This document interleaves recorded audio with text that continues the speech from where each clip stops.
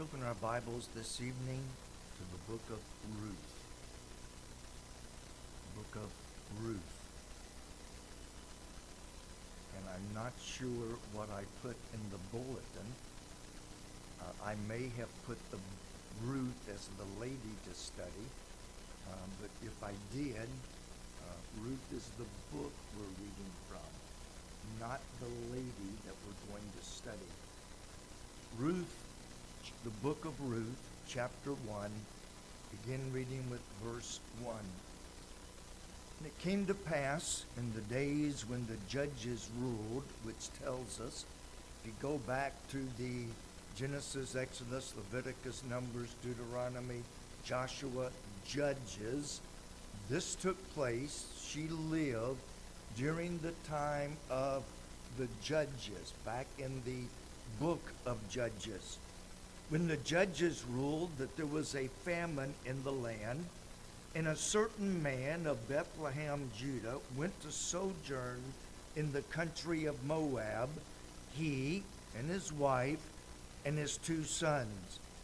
And the name of the man was Elimelech, the name of his wife Naomi, the name of his 2 sons Mahlon and Chilion, Ephrathites of Bethlehem, Judah. And they came into the country of Moab and continued there. And Elimelech, Naomi's husband, died, and she was left and her 2 sons. And they took them wives of the women of Moab. I'll throw this in, but I may mention it again later. Do you remember the rules of marriage that Moses laid down in Genesis, Exodus, Leviticus, Numbers, and Deuteronomy? A Jew was only to marry a Jew within their tribe. So just keep that in the back of your mind. They took them wives of the women of Moab, not a Jew, not one of their own tribesmen, but a foreigner, actually an enemy of the Jews. The name of the one was Orpah, the name of the other Ruth, and they dwelt there about 10 years. And Mahlon and Chilion died also, both of them, and the woman was left of her 2 sons and her husband. Then she arose with her daughters-in-law, that she might return from the country of Moab, for she had heard in the country of Moab how that the Lord had visited his people in giving them bread.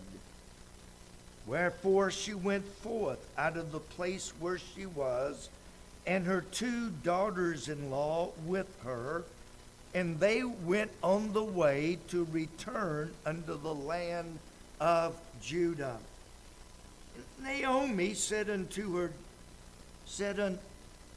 her daughters, her 2 daughters-in-law, Go, return each of you to her mother's house. The Lord deal kindly with you, as ye have dealt with the dead and with me. The Lord grant ye that ye may find rest, each of you in the house of her husband. Then she kissed them, and they lifted up their voice and wept. And they said unto her, Surely we will return with thee unto thy people. They recognized that they were not part of her people. We will return with thee unto thy people. Naomi said, Turn again, my daughters. Why will you go with me? Are there yet any more sons in my womb, that they may be your husbands? Under the law of Moses, if a man married and died before he had produced children, his brother was to go in and have children. If that didn't work, they were to go all the way down the line. So she is asking, even if I could conceive tonight, even if I could have another son to be your husband's, would you be willing to wait that long? Basically, turn again, my daughters. Go your way, for I am too old to have a husband. If I should say I have hope, if I should have an husband also tonight, and should bear sons, would ye tarry for them till they were grown? Would you stay for them from having husbands? Nay, my daughters, for it grieveth me much for your sakes that the hand of the Lord is gone out against me. And they lifted up their voice and wept again at Orpah, kissed her mother-in-law, but Ruth clave unto her. And she said, behold, thy sister-in-law is gone back under her people and under her gods. Not my people, not my gods, her people and her gods. Return thou after thy sister-in-law. And Ruth said, entreat me not to leave thee, nor to return from following after thee. For whither thou goest, I will go, and where thou lodgest, I will lodge. Thy people shall be my people, and thy God my God. Now, I have to stop. My wife and I, in 8 days, will be married 52 years. Everybody wants to know what the secret is. You men, it's simple. Yes, ma'am, you're right. I'm sorry. That's the secret to being married for so long. But when we got married, there was a very popular wedding song taken from verse 16. And I'm not going to sing it, but the song, which we did not sing at our wedding, but the song went, whither thou goest, I will go. Thinking husband to wife, wife to husband. Where thou lodgest, I will lodge, and thy people, thy family, shall be my people, and we will worship God together. But I still love that song, even though it's been many, many years ago. Where thou diest, will I die, and there will I be buried. The Lord do so to me, and more also, if aught but death part thee and me. When she saw that she was steadfastly minded to go with her, then she left speaking unto her. So they two went until they came to Bethlehem. And it came to pass, when they were come to Bethlehem, that all the city was moved about them, and they said, is not this Naomi? And she said unto them, call me not Naomi, call me Mara. For the Lord hath dealt very bitterly with me. I went out full, and the Lord hath brought me home again empty. Why then call ye me Naomi, seeing the Lord hath testified against me, and the Almighty hath afflicted me. So Naomi returned, and Ruth the Moabitess, her daughter-in-law, with her, which returned out of the country of Moab, and they came to Bethlehem in the beginning of barley harvest. Everything we know about Naomi is taken from these 4 chapters in Ruth. Naomi is not mentioned before, nor is she mentioned after this. Naomi demonstrates what happens when a person allows troubles to move them away from God and away from God's place out into the world. We will see how she handled pain and how she handled heartache. We will see also how that the Lord turned tragedy into triumph. Now, obviously, we're not going to do all of that tonight. For the sake of time, I'm only going to cover the first few instances about Naomi, what happened, why it may have happened, and how it affected her. Then I will come back to you and I and see how things affect us. First of all, who is or was Naomi? We find out that she was a Jew who had married within her tribe. She married a man, an Israelite of Bethlehem, Judah. After she got married, they had 2 sons. We're not told how old the sons were, but they were old enough. They got married not very long after they got into the land of Moab.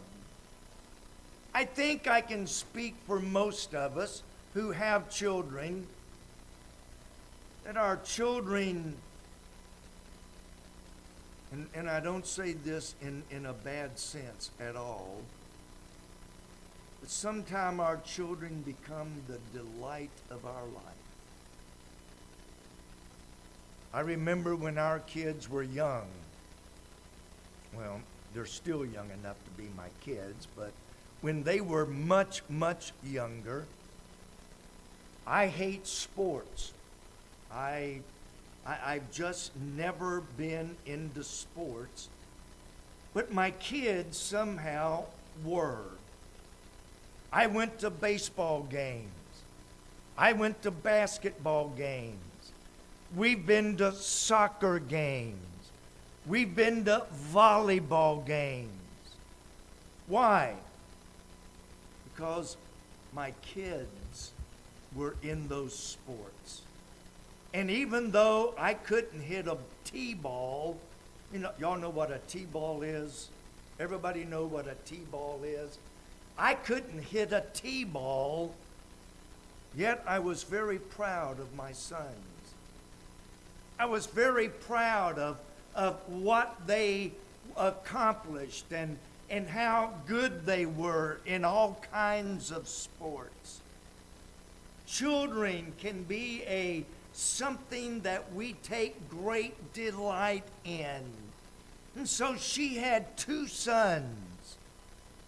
Again, we're not told a lot about them, but being a typical mom, I am quite certain in my mind that she took great pride and great joy in her children. But then something happened.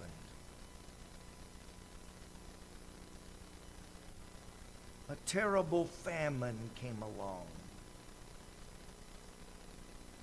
And I know a lot of people, and I'm becoming more persuaded almost daily, that America is in for a great famine. Just look around us. Look around us. Our oil reserve is so low that right now, if we went to war, we would not have an oil reserve enough to fight hardly one battle, let alone if we were attacked on two sides. Inflation has so hit that many people have lost their homes and lost everything. I think America is on the verge, maybe closer than we think, to a mighty famine. This famine, we know, was sent from God. And when this famine hit, it left most people without food or anything else. And so what did Elimelech and Naomi do when things got tough? They left God's promised land and fled to a foreign country of God's people's enemy.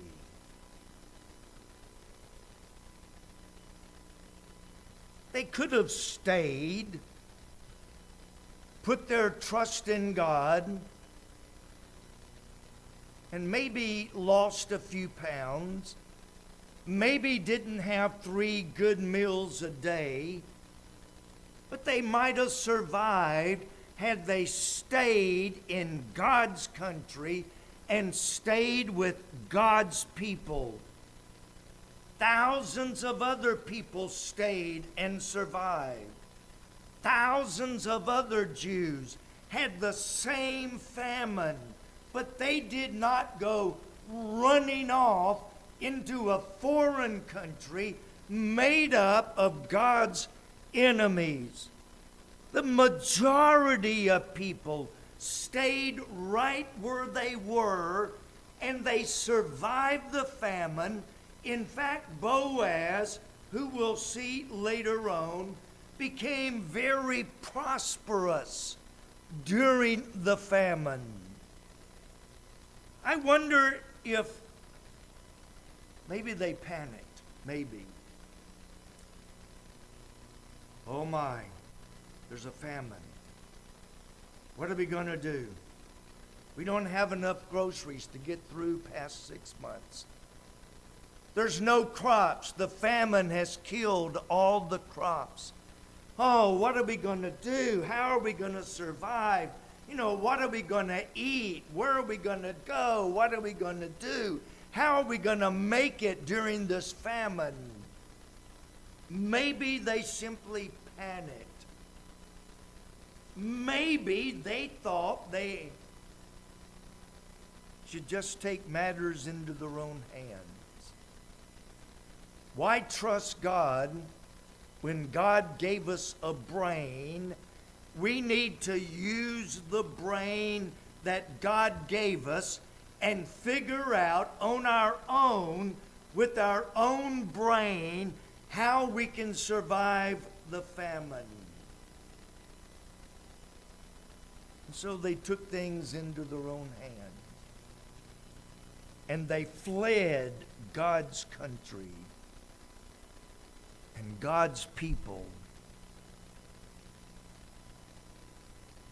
Not long after they get there,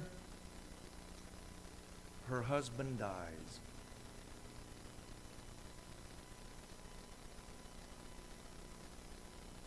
I have to wonder what might have happened had they stayed in God's place and trusted God. Did he die because they were out of God's land? Did he die because he would not trust God when troubles came?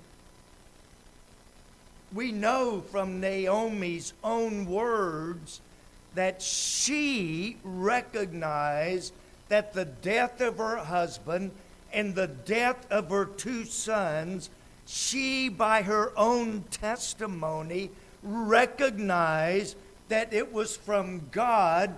God had afflicted them.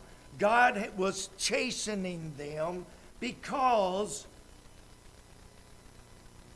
they left God's country. They left God's people.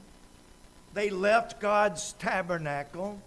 They left God's word.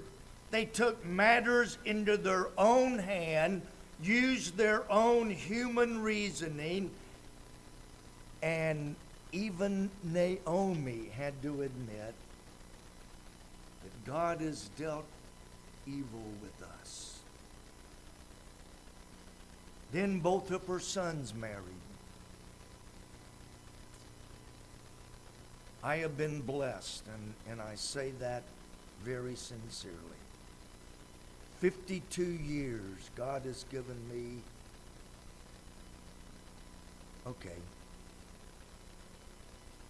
5 years out of 52. God has given a wonderful wife, mother, friend, companion. I was talking to someone recently, and I made this statement. I can't even begin. I can't even begin to start thinking what would happen if my spouse died.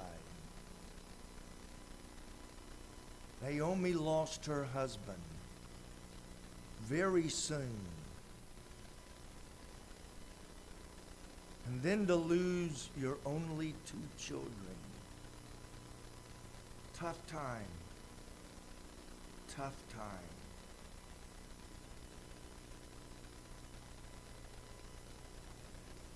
A few weeks ago, I don't know why this popped in my brain, but I began trying to remember how many funerals I have conducted over the years.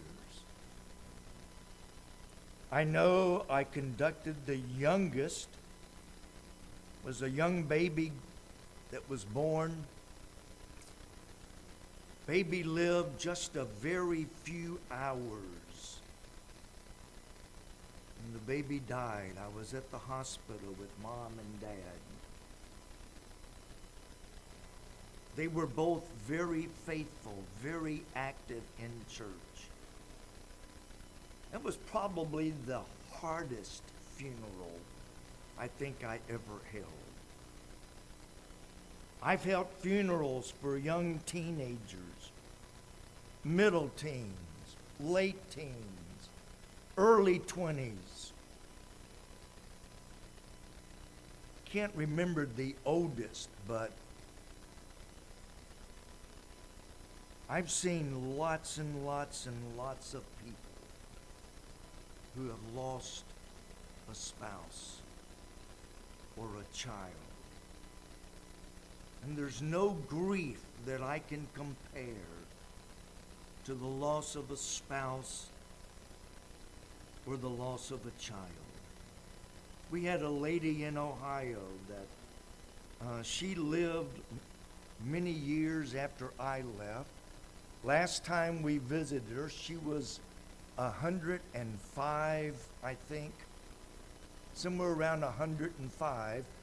While I was there, I conducted the funeral for all but one of her kids, and I conducted the funeral of many of her grandkids, and even a great-grandchild.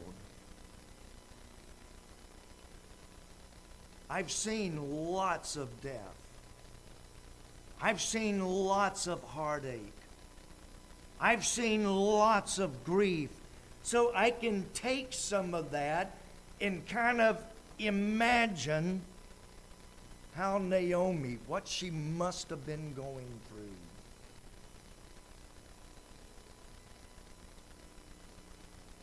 Her sons died. I can't help but wonder, had they stayed in Bethlehem, would her kids have survived? Somebody said, you're judging. I'm not judging, but I do know, biblically, I do know that when we get out of God's will, those whom God loves, He chastens. I do know that. They were definitely out of God's country, away from God's people, away from God's place of worship, and away from God's word. So I can't help but wonder if this was the result of leaving God.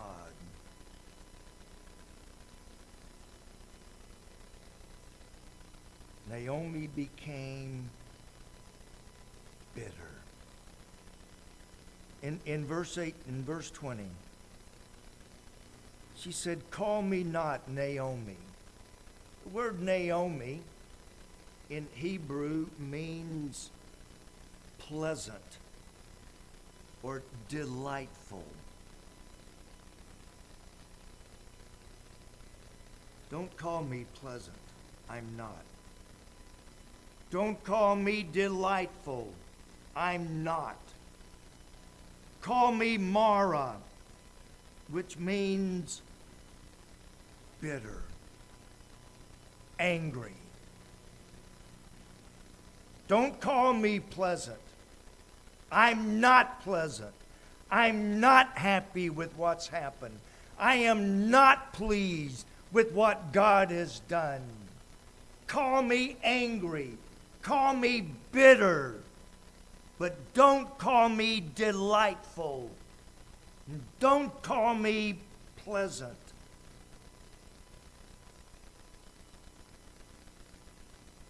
She became bitter, angry over God's events in her life. Now, let's bring it down to you and I. You and I cannot control events that come in our life. We cannot control what happens.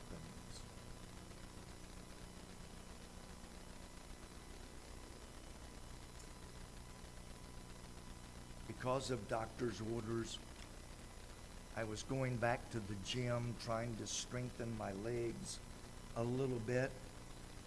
And I was going 3-4 times a week.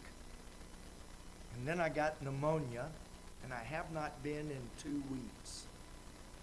But before I left that Friday, 2 weeks ago, before I left, I told the girl at the counter, I said, I'll see you Monday, Lord willing. She said, oh, we'll see you Monday. And I said, you can't guarantee that.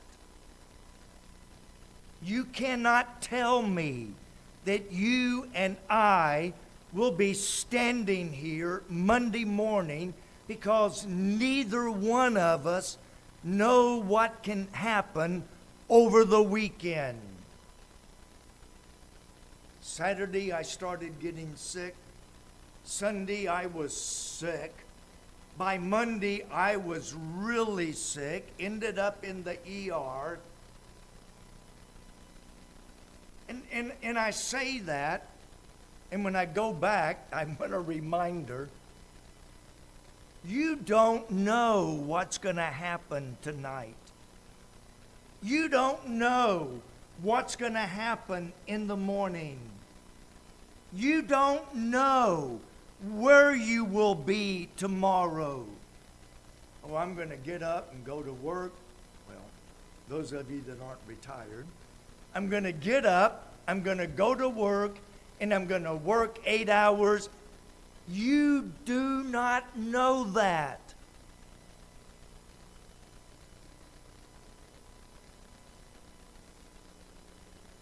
things happen. Things happen. When I was a hospital chaplain in Texas, there was the one manager. There were 5 of us that rotated call. 1 week, and then go around, and then 1 week and go around. I did it again. But the one supervisor, or she was the night manager, she didn't care who was on call that week. If something happened, she called me, which means I got a lot of calls. My job was to meet the family at the hospital, pronounce that their loved one had died, try to comfort them, go through certain steps. I remember one time she called me, and there had been a major wreck just outside of town. Family was a husband and wife, brother and sister-in-law, and a son. Son was in the middle in the back seat. Husband and wife were in the front seat. Brother-in-law and sister-in-law were in the back seat. So I went straight to the hospital. They prepared me.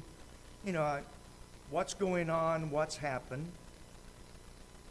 A big truck crossed over the center line, hit them head on. Killed mom and dad, or husband and wife, instantly, just like that. Killed the uncle instantly, just like that. The sister-in-law was in critical condition. Only the son was not hurt badly. They were from out of town. Actually, they were in town for a funeral of a relative who had died. They were in town. I finally managed to track them down. How would you like to tell a family 3 of your family members were killed just like that? A 4th one is in critical condition. I've seen all kinds of reactions. I guarantee you, when they left the motel that morning, going to the funeral home, not one of them thought they would be dead by evening, actually late morning. Not one of them thought that we're going to die in about, let's see, we're leaving the motel, it's 30 minutes to the funeral home. We got 15 minutes to live, guys. 15 minutes, we're all going to die. That was not in their mind.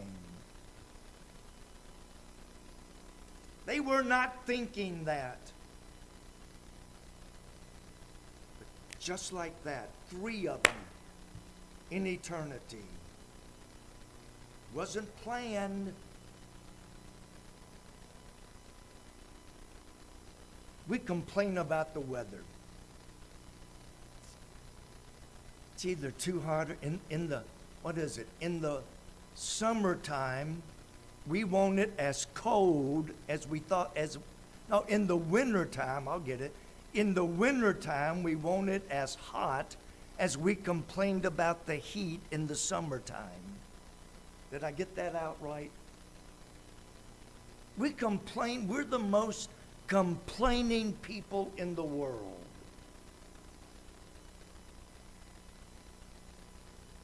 My favorite answer is, and I took my wife out today to celebrate her retirement and also her birthday last week.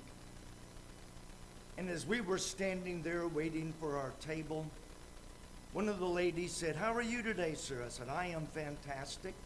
She said, isn't it a beautiful day? Sun's shining, it's bright, it's sunny. And I said, ma'am, every day that God makes is a beautiful day. 20 below zero or 110, this is the day the Lord hath made. I will rejoice and be glad in it. And yet we grumble and gripe about something we have no control over.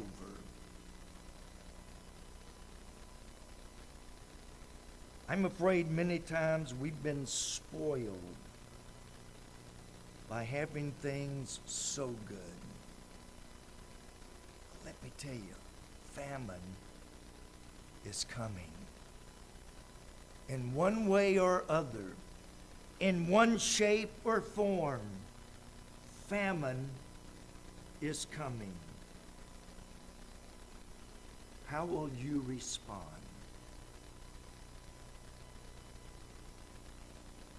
I've seen people get so mad. They get angry at God because God took my husband. God took my child. When things get tough, we lean unto our own understanding. Contrary to what Solomon said, lean not unto thine own understanding. Will circumstances make you bitter? Doesn't have to. It's a choice that we make. Naomi let circumstances make her so bitter, so angry. She didn't even want to be reminded of delightful and pleasant. Just call me bitter. Call me angry. And sadly enough, there's a lot of people just like Naomi.